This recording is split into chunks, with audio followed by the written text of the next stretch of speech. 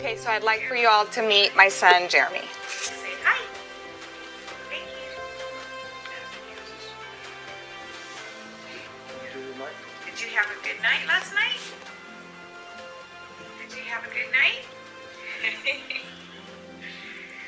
Yeah.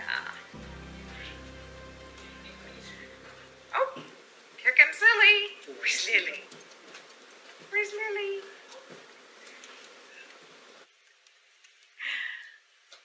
I love you, Jeremy. This was just an afternoon at my house. He comes over and spends the night once a week, usually Friday nights, and this was, I believe, on a Saturday morning, and he was just in a really good mood, and so I decided to capture that moment and share it with you all.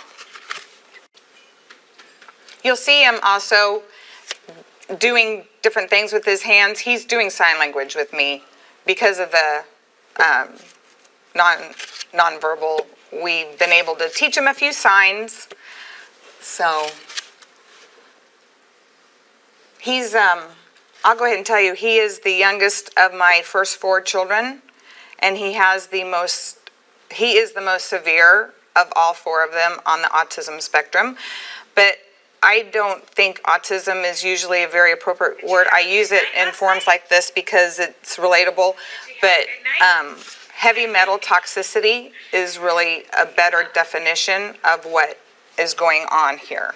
Oh, here comes Lily. Yes, in 1986, the National Vaccine Compensation Act was implemented by President Ronald Reagan, which basically took away liability and accountability to the vaccine makers, where it made it virtually impossible. I mean, there were a few cases after that, court cases, but it made it virtually impossible to take a vaccine maker or a doctor or pediatrician to court for vaccine injury to a child when the result is autism.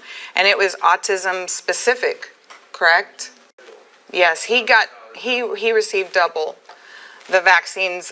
When I was growing up, we got maybe 8 shots. Kids today can get up to about, I think it's 56 was the last count, and that's not including flu shots. In here, flu shots are still loaded with thimerosal, and they will say that there's no thimerosal in other vaccines, but there are traces. There is no regulation on how much is in a trace, and you can actually get a full dose. Also, these vaccines, if you have a lab tech that will shake the bottle first and mix it all up, you'll get more thimerosal and pig blood and human DNA and formaldehyde and all of that in your shot. So they put the thimerosal in like DPT, and they put aluminum and MMR, and they do that because they're multi-dose vaccines. Okay, and then the next one was just a few weeks ago. I was taking, can you hear me without the mic okay? I'm loud. I was taking him home, and it was a good visit. He was calm. He was happy during the visit, but the next thing happened, just all of a sudden, taking him home. He only lives like 15 minutes from me, and it was going on for so long that I thought I needed to record it. For one, I thought he was going to come over the seat after me, and it needed to be known why we had a wreck. But I also just thought it needed to be documented. So.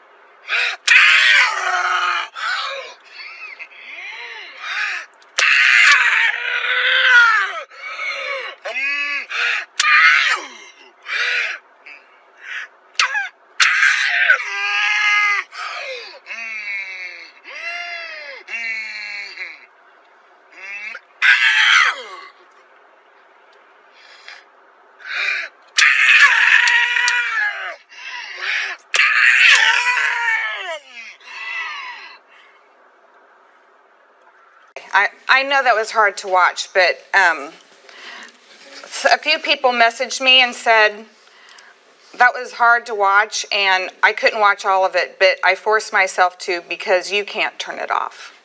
So I just thought it would kind of make you just feel maybe a little bit about what I'm going to talk about. Okay. So this story I'm about to tell you is not only mine. It is also the story of my children and countless other children and their families. It is a story that begins with parents seeking only to protect and care for their children to their fullest capacity. But this is not only a story. It is a warning alarm. This concerns the trust factor between a doctor and their patient. Here is my story. Right after high school, I married my high school sweetheart. He then went straight into the Air Force, and we found ourselves stationed in Missouri with full access to hospitals and doctors, as back then, dependents had full coverage. 14 months later, in September of 1986, our first child was born, a daughter, Catherine. She was beautiful and healthy, and her development was normal and on schedule. 2 years later, in December of 1988, our second child was born, a son that we named Daniel. Daniel was also born healthy, and his development was on schedule. It was around this time that President Ronald Reagan signed the National Vaccine Compensation Act that created a vaccine court and protected vaccine manufacturers from liability and accountability, thus removing the incentive for producing safe vaccines. This is something I had never even heard being reported in the news at that time. Pediatricians at the base hospital never mentioned it. In 1990, while pregnant with my third child, my sister-in-law gave me a book, How to Raise a Healthy Child in Spite of Your Doctor. And that author's name was Robert S. Mendelsohn.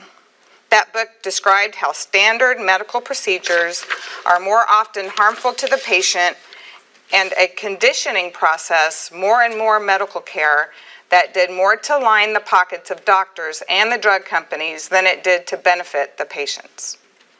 It warned against vaccinations, stressing that's not how you build a healthy immune system. After reading the book, I discussed it with my husband. I shared with him the information, and we decided we would no longer vaccinate our children.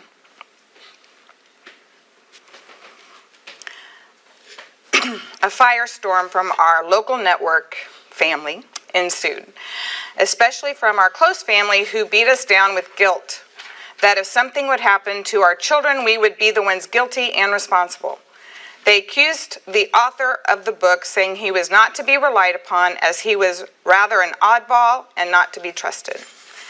After many nights of deliberation, my husband and I decided we would indeed vaccinate our children. Our third child, Joshua, was born in 1990, and then 15 months later, our fourth child, another son, Jeremy, who you just saw, was born in 1991. The younger two received twice as many vaccines as the first two. As we already described, they increased the vaccine schedule at that time. Everything seemed fine for a while. We believed we were seeing normal development.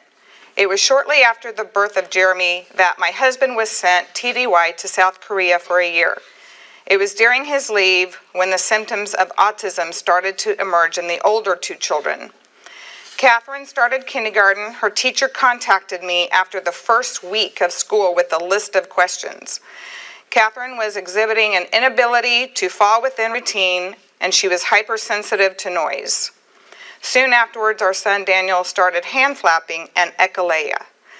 My community around me started telling me that the symptoms looked autistic. I had never heard of autism before. Apparently back then, 1 in 10,000 children had autism. Then about a year and a half later, my younger two boys, who had started to speak, gradually stopped speaking. I can remember taking them to the doctor, asking questions of the symptoms that I was seeing, and the doctors had no idea what was going on. I continued to make deliberate appointments with every pediatrician, repeatedly given the same answer. The best they could do was to promise that they will just keep an eye on things and see what they're doing at their next appointment, which was usually a year later. That wasn't good enough for me, but back then, it was 1994, we did not have the internet. You could not just go online and find information. So I started taking the younger two in for speech therapy, counseling, anything available to me. In 1995, I took my children to the Child Studies Center in Fort Worth, Texas, and had a team evaluation done to diagnose my children's behavior.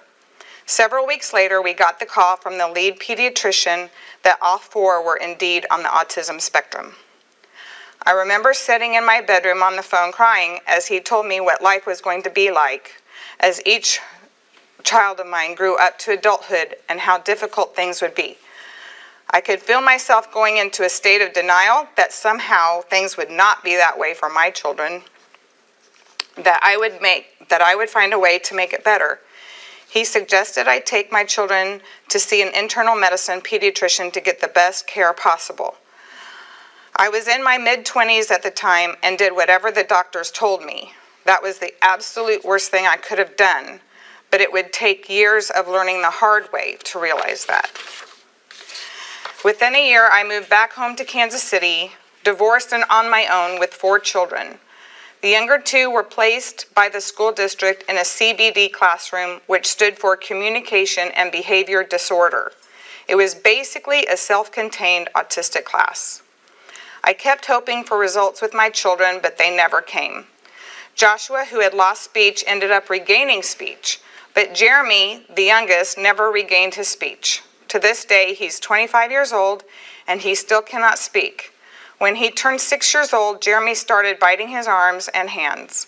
I would wrap them and layer clothing over them and do everything I could to protect his arms from him, but it was to no avail.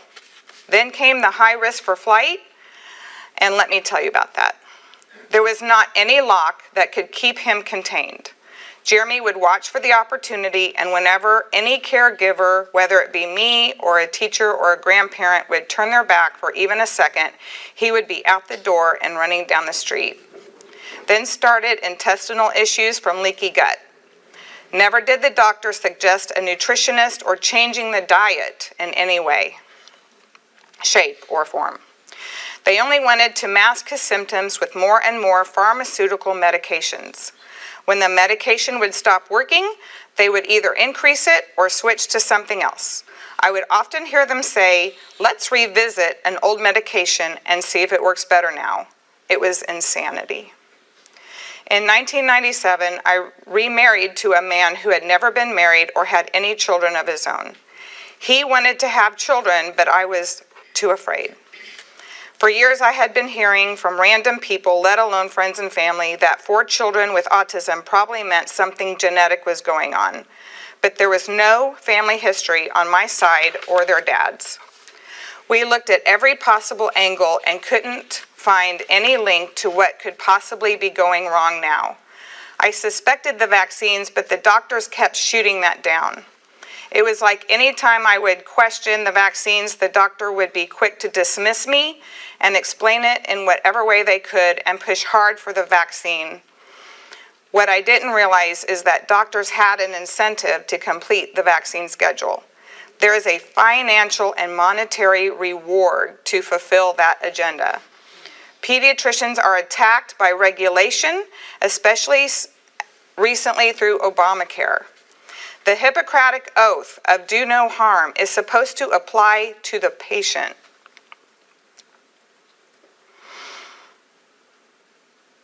Pediatricians were forgetting that the most important thing that they will ever hear is the first thing their patients tell them. It was around 2002 when I finally started finding some information on the internet that pertained to what was happening to my family. None of them were on any official medical websites. They were message boards of parents describing loss of development in their children, the same thing I was experiencing with my children. In 2004, my second husband and I had our daughter Genevieve, and we made sure she did not receive any vaccines. We received some pushback at first, but having 4 children on the spectrum and with the research I was doing, the doctors were really not armed enough or informed enough to argue with me about it, and the ones I encountered for the most part gave up and kicked us out as patients. But it wasn't long before I found a doctor who would allow me to delay the immunization schedule. Then 2 years later, in 2006, my son Sean was born. Again, no vaccinations for him. The nurse that would come in and check on us in the hospital when he was born would secretly tell me that she thought I was doing the right thing, but not to mention it to the other nurses.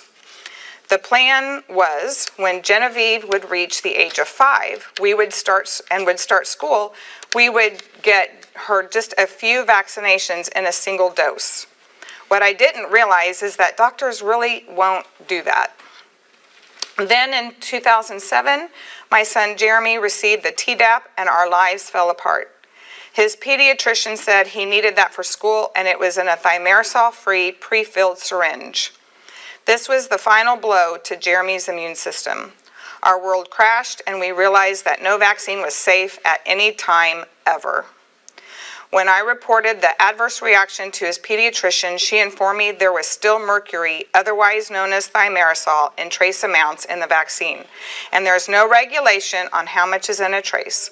I can still hear her voice telling me she was convinced he got a full dose of thimerosal. So Jeremy was what convinced us, and Genevieve and Sean were spared and never received even one vaccine. Jeremy's development and behavior deteriorated and spiraled out of control from the Tdap vaccine. He was having over 20 grand mal seizures a week. He had become so aggressive that he had to be placed in a temporary facility for protection of those of us in the home from his aggression. He would have screaming rages and lash out and attack. He could not communicate with us to tell us what was wrong, and the violence had escalated to the point where he couldn't be in our home. He was placed at Lake Mary, a residential facility that cares for children under 18 in distress. That was the only thing we could find in this desperate and volatile situation, and I hated every minute of it. Every day was filled with fear and anxiety of wondering how he was being treated. My daughter Genevieve and I would take trips to see him on the weekend and visit with him, and we would always find him alone in his room and isolated from everyone else. Case managers and doctors were of no help to us. Everyone meant well, but this was a new and rapidly growing phenomenon, and the system was starting to strain under the pressure. Then in 2008, we had genetic testing done. All 4 of my children had blood work and other tests run to determine if there was any genetic link. They tested for things like Fragile X, Prader-Willi, Rett syndrome, celiac disease, anything that's misdiagnosed or that mimics autism. The results were all negative, but the geneticist who had this protocol also tested for heavy metal toxicity. My children, especially Joshua and Jeremy, were off the charts in heavy metal toxicity. They asked other questions to determine the sources of possible metal exposure, things like silver fillings. There were none of those. They had never had a cavity. The geneticist informed me that the vaccines were the culprit. Soon after that, an attorney for vaccine injury contacted us. There was a class action lawsuit that we became a part of with over 5,000 litigants in this one particular suit. There were other suits going on at the same time. All school and medical records were submitted, family history, and school records. We must have been getting very close because soon afterwards they ran a smear campaign on Dr. Andrew Wakefield, and within a few days I was getting a call from the attorney saying that all autism-related court cases against vaccine manufacturers were being dismissed. No discovery, no witness testimony, just dismissed without recourse. This was when I finally called my sister-in-law, who I hadn't spoken to in years. She came right over and she introduced the GAPS diet to me. And she didn't stop there. She took me to Whole Foods and walked me through the store, showing me what my children could have and what they could not have. Then she came over to the house and taught me how to make cultured vegetables, and she was teaching me how to make kombucha. She would call me to check on me. She became Jeremy's standby guardian. So as we started Jeremy on the GAPS diet, So we started Jeremy on the GAPS diet. We were one of the lucky ones. We found a residential placement which was very much like a home setting. It was an apartment with a roommate.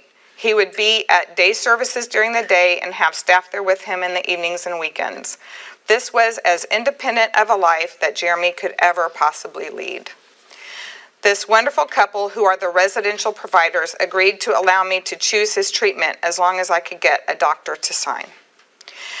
They were also chefs, so the special diet he was on, they took extra care to make sure it was prepared in such a way that it was pleasing and tasteful. They were just as excited about it as I was. We weaned Jeremy off all medications and started the GAPS diet. Within weeks, the seizures disappeared. Within a month, the aggression was at a minimum. Jeremy was improving every day, and you could see it happening. There are just some things that have not improved, though, because Jeremy can still not talk. So what I've learned through the GAPS diet and implementing cultured and fermented foods is that while vaccines are the greatest assault on an underdeveloped immune system, the generational depletion of good gut flora is also a factor in what we are seeing today as an explosion of autism. They are also attacking us right and left with fluoride, chemtrails, GMOs, pesticides, microwaves. It's everywhere around us, and it's not by accident. There are too many children who are sick for the doctors to not notice this on their patient rosters. There are too many children having adverse reactions to vaccines, and there are too many doctors who are ignoring this. You must ask yourself, why? When you see the CDC and the FDA and the American Academy of Pediatrics and the pharmaceutical companies all in bed together, you must realize that the only interest here is to make a profit. In the end, this is one of the biggest decisions you'll ever make, and if something goes wrong, you and your child will have to live with this for the rest of your life. You can never unvaccinate your child. There may be some hope with detoxing, but why would any parent put their child through that?